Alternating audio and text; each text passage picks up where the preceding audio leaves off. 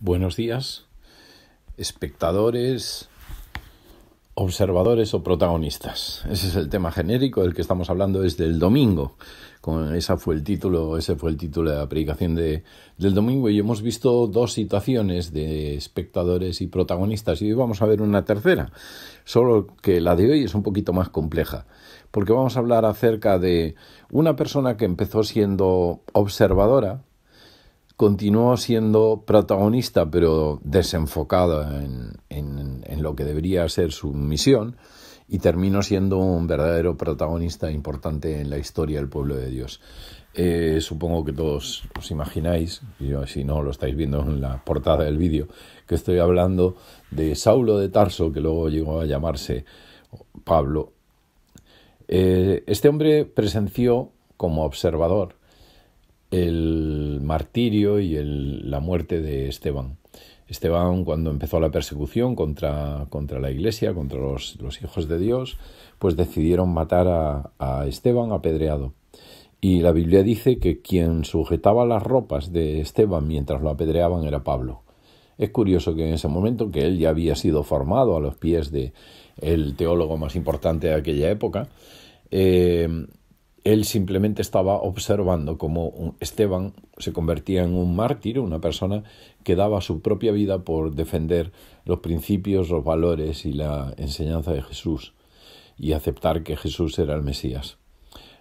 Curiosamente, después de la muerte de Esteban es cuando se produce la persecución más fuerte contra la iglesia, y los creyentes tienen que dispersarse.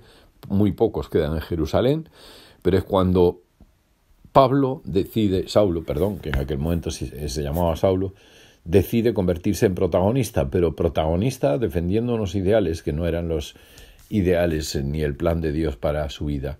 Y entonces él entiende que la manera que él tiene de defender a Dios y defender las cosas de Dios era matando a los nuevos infieles, los cristianos que habían surgido, predicando y enseñando que Jesús era el Mesías que los judíos esperaban. Y entonces, durante un periodo de su vida, pues él se dedicó a perseguir a los cristianos y a matar a cristianos.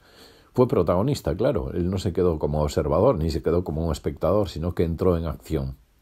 Y hay algo muy importante que destacar, y es su pasión. O sea, él mostró una pasión increíble por lo que él creía. Él creía que los cristianos estaban atacando al judaísmo, y por tanto el judaísmo estaba perdiendo el valor que los antiguos padres y patriarcas y los padres de la historia del pueblo de Israel le habían dado, y él simplemente pasó de ser observador o espectador a convertirse en un protagonista, pero totalmente desenfocado. Y todos sabemos la historia, ¿verdad? Tiene un encuentro con Jesús de una manera sobrenatural, y en ese momento él se da cuenta de que su acción como un protagonista estaba totalmente equivocada y desenfocada. Dios le dice que tiene que estar un tiempo formándose, precisamente para que pudiera entender que el ir contra la iglesia era luchar contra Dios, y estuvo formándose durante unos meses con dos personas que eran humildes en la iglesia, pero que le iban a enseñar acerca de cuál tenía que ser su rol protagonista dentro de la historia y bajo el plan de Dios y el propósito de Dios. Y desde ese momento, pues Pablo se convierte en el protagonista para Dios, protagonista defendiendo el evangelio y extendiéndolo, porque se convirtió en el apóstol el más eficiente, el que más trabajo hizo trabajo apostólico fundamental, y lo digo en el sentido fundamental de fundar iglesias, de supervisar iglesias, de pastorear a pastores, a líderes, de extender el reino en Europa, en un montón de lugares que fueron la mayoría emprendimientos de Pablo. ¿Qué quiero destacar de toda esta historia? Dos cosas. Uno puede ser observador, acertado o equivocado.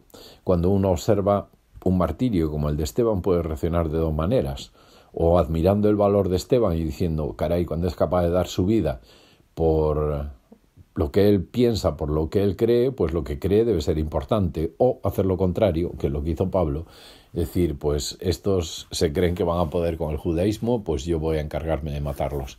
E intentó ser protagonista destruyendo a los cristianos.